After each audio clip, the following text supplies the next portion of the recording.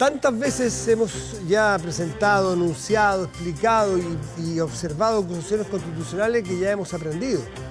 Hemos aprendido una cosa que te cuento importante, es que a los senadores no se les pregunta porque los senadores no pueden contestar y por la economía del tiempo no lo vamos a hacer. ¿Y por qué no pueden contestar?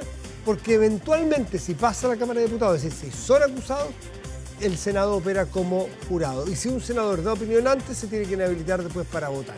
Javier Rincón, buenas noches y gracias por estar aquí. Muchas gracias, Matías, por la invitación. Así que vamos a pasar de ese tema por ahora para no perder tiempo porque hay muchos otros temas. Entre otros, algún impacto que ha generado o han generado declaraciones del ministro Mario Marcel respecto de la PGU y sobre el financiamiento que tendría o no tendría esta política, que sabemos que es de finales del presidente Piñera, pero todo enganchado a una reforma tributaria que el ministro tiene que llevar al Senado, es una ley de insistencia, y conseguir 2/3 de los votos. Primero, ¿cómo toma usted las palabras del ministro Marcel? A ver, me preocupan porque el ministro fue director de presupuesto, el ministro fue el líder de lo que fue la primera reforma importante de pensiones en nuestro país, con el Pilar Solidario en el gobierno de la presidenta Bachelet, y por lo tanto el ministro conoce cómo son los procesos legislativos y la importancia de que en una materia tan importante como esta, que es la PGU y la discusión de la reforma tributaria, tengan que ir acompañados con informes financieros, quien elabora el Ministerio de Hacienda. Y cuando uno va a la discusión de la PGU el año 2022, enero del 2022, yo tenía doble calidad, presidenta de la Comisión de Hacienda y presidenta del Senado. Ahí hubo y tramitamos la ley 21.420, que es la que da sustento a la PGU, Pensión Garantizada Universal. Hubo una discusión respecto del financiamiento. El Consejo Fiscal Autónomo, de hecho, hizo un primer informe, se tuvieron que hacer correcciones y en el segundo informe se dio el visto bueno del Consejo a esta reforma. Y cuando uno mira, y yo tengo acá en mi poder, cuando uno mira el artículo 11º de la reforma de la PGU, se encuentra con una frase que dice: el mayor gasto fiscal que irrogue la aplicación de esta ley durante el primer año presupuestario de vigencia se financiará con cargo al presupuesto del Ministerio del Trabajo y Previsión Social. No obstante, el Ministerio de Hacienda, con cargo a la partida presupuestaria del Tesoro Público, podrá suplementar el presupuesto de dicho ministerio en la parte del gasto que no tuviera financiamiento. ¿Fue para el 2022? Sí, y cuando uno se va al año 2008, cuando se tramita la pensión universal, la pensión solidaria, el Pilar Solidario, uno se encuentra con una frase bastante parecida y dice: el Consejo propone establecer un nuevo pilar solidario del sistema previsional con beneficios de vejez, invalidez y sobrevivencia integrados a los beneficios del pilar contributivo, con financiamiento cubierto con recursos fiscales que reemplacen gradualmente los actuales programas de previsión asistencial y pensión mínima garantizada. Y la verdad es que se encuentra con las mismas disposiciones, en el mismo tenor que lo que estamos discutiendo hoy día respecto a la PGU, y que probablemente va a ser lo que vamos a discutir respecto del aumento de la PGU. Y no nos olvidemos que aquí hay un aumento de la PGU que requiere financiamiento. Y hasta el día de hoy, Matías, y eso a mí me parece bien importante decir, no tenemos las bases de cálculo ni los estudios financieros que nos permitan decir que está el financiamiento de este aumento. A los 250.000 pesos. Exactamente, y lo hemos pedido incansablemente, yo lo he pedido por escrito, los pidieron nuestros diputados por escrito. Entonces, yo creo que hay que ser súper cuidadosos con estas materias por lo que significa. Ya, pero la primera parte está financiada por la vía que usted señala ahí, ¿no? Acuérdate, y yo lo dije además, y está mi intervención en la sala, porque además el ministro Elizalde ayer dijo en algún lado, según lo que me cuentan, yo no lo escuché, que yo había manifestado dudas del financiamiento. No, lo que yo dije, y está en la discusión de la sala, es que todavía no teníamos los informes, punto. Pero nos basamos en el Consejo Fiscal Autónomo para poder abordar esta discusión. Entonces, yo creo que el tema es cuáles son las prioridades, cómo las vamos a financiar y no dedicarnos a mirar hacia atrás.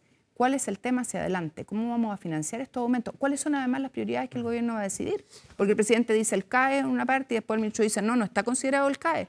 Bueno, ¿cuál es, no es cierto, el paquete de medidas que se quieren financiar y si ese financiamiento eso no es efectivo en un escenario económico adverso?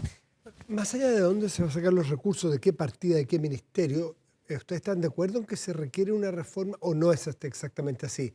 Para aumentar la PGU, que muchos chilenos y chilenas están mirando muy esperanzados de que suba porque son beneficiarios de esa pensión garantizada.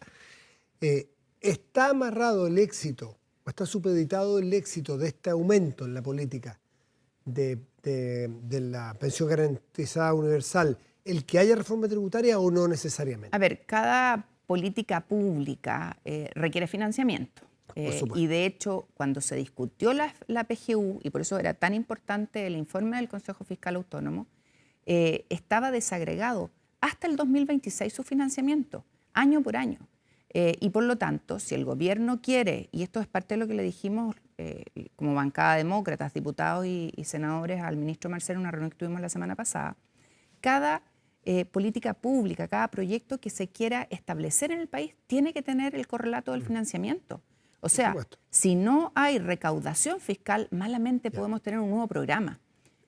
Vamos a hablar luego del pacto fiscal, que es más amplio que una reforma tributaria, pero vamos para entender bien lo de la PGU, porque es muy importante para los chilenos que nos están escuchando.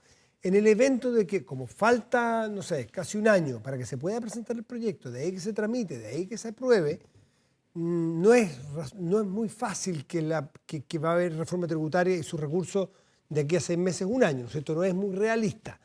Pero en un escenario de economía de decrecimiento, cuando el ministro dice que para lo que se quiere financiar se requieren 2,6 o 2,7 puntos del PIB y estamos creciendo 0,6. Pero en el evento de que no saliera, ¿se cae la PGU o el aumento de la PGU o no? Va a depender de, insisto, los estudios que ponga el gobierno encima de la mesa. Y si no hay plata extra, tendría que recortar de otras partes para ponerla ahí. Exacto, y eso es parte de la discusión y por eso creo que no es aislado esto. El ministro le llama pacto fiscal, nosotros decimos que tiene que ser un pacto aún mayor. Chile tiene que volver a crecer. ¿Y por qué? Porque si no tenemos recaudación efectiva, malamente podemos comprometer gasto. Y ahí el tema de la eficiencia del Estado como ente también está encima de la mesa. Y aquí creo que en la discusión presupuestaria este año vamos a tener que ser tremendamente agudos. Hay programas que no tienen sentido, Matías, y tenemos que discutirlo una vez por todas, porque la plata se necesita para que le llegue a la ciudadanía. Por eso no es irrelevante lo que ha pasado con la acusación de esta fundación que se ha llevado recursos fast track. Exactamente. Sí. Porque cuesta mucho sacar comités de vivienda adelante. Imagínate lo que está pensando esa gente en el Maule, que están postulando hace años a tener su proyecto de vivienda y que se quedan esperando. Entonces, creo que tenemos que revisar la productividad, el desarrollo productivo, el crecimiento del país. Algo pasa que hace muchos años estamos estancados. Segundo, ¿cuál va a ser el acuerdo tributario y lo que va a financiar ese acuerdo tributario? Y tercero, dentro del acuerdo, ¿no es cierto?, tributario, ¿cuál es el paquete de medidas sociales que vamos a impulsar como país? Chile necesita dar respuesta a la ciudadanía en salud, en vivienda, en educación. El tema de la acusación del ministro, no me voy a meter a la acusación. CIMSE, resultado del CIMSE, ha pasado colado. Y eso de verdad debiera ser una preocupación de todos nosotros, lo que pasa con nuestros niños que no están rindiendo en matemáticas. Tremendo. Y resulta que hay algunos que quieren suspender clases, adelantar las vacaciones de invierno, que no vayan al colegio. Por favor, si el costo lo van a pagar ellos. Ahora, en materia tributaria o pacto fiscal, que son dos conceptos distintos, en materia tributaria exactamente, el ministro sabe que si no consigue más votos en la oposición, no lo va a pasar, necesita 2/3 del Senado. Para insistir. Para insistir. Con su reforma. Y si no, esperar un año. ¿Ustedes ya están negociando eso o no? Nosotros le hemos puesto encima de la mesa al ministro y él nos hizo un reconocimiento como demócratas a que habíamos sido consistentes, habíamos planteado esto hace un mes y medio atrás, le llevamos una propuesta con estos 3 ejes, ellos quedaron de estudiarlas y respondernos y nosotros queremos construir acuerdos, porque aquí la ciudadanía no necesita más problemas, no necesita que la política dé más problemas, sino que dé soluciones. Y esperamos que el ministro nos responda. Y esto no es aislado, se necesita crecimiento para poder gastar. ¿Y ven vocación de crecimiento ustedes, el ministro Marcel? Hasta ahora no conocemos la agenda de emprendimiento, de reemprendimiento, no sabemos qué va a pasar con las pymes. Aquí hay muchas pymes que producto de la pandemia, el estallido social, quedaron en el camino. Necesitamos recuperarlas, necesitamos formalizarlas. No basta, como traía el primer paquete de la reforma tributaria, 6 meses de exención de IVA. Eso no ayuda a las pymes. Necesitamos que se aborde la competencia desleal afuera de la cortina de aquel que paga impuestos, paga arriendo o contribuciones, paga cotizaciones y tiene afuera, en la vereda, a alguien que le está compitiendo deslealmente y no le pasa nada. Eso hay que discutirlo en esta conversación.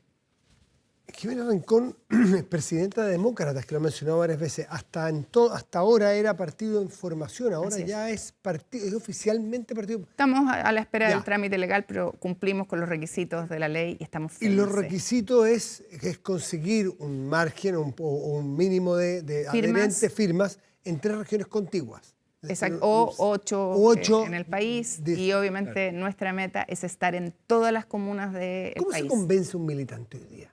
Y esto pregunta va para cualquier político, de cualquier sector. Con mucho trabajo y con mucho terreno. Aquí nosotros hemos estado en terreno, hemos estado conversando con la ciudadanía y nuestro discurso es defender ciertos valores y ciertos principios. Por eso es tan importante la discusión tributaria, la discusión de pensiones, el tema educacional, porque al final del día, ¿qué es lo que dice la ciudadanía en su casa? Oye, ahí están peleando, ¿y qué pasa conmigo? ¿Quién se hace cargo de mis problemas? ¿Y qué hace Demócratas? ¿Qué ofrece Demócratas distinto a lo que en materia, hoy día nos juntamos con... Los partidos van así para abajo, muchos, no todos, pero van muchos para abajo. Hoy día nos juntamos... Y partidos históricos. Lo sé, hoy día nos juntamos con CONAPYME, estuvimos viendo los temas de la CONAPYME. A ellos hay cosas que no solo les preocupan, sino que les duelen. Y el tema de la informalidad, el comercio ilegal, la falta de apoyo en la reformalización del Estado. El Estado, yo voy a poner un solo ejemplo, las pymes les venden al Estado y el Estado no cumple una exigencia mínima de los 30 días de pago.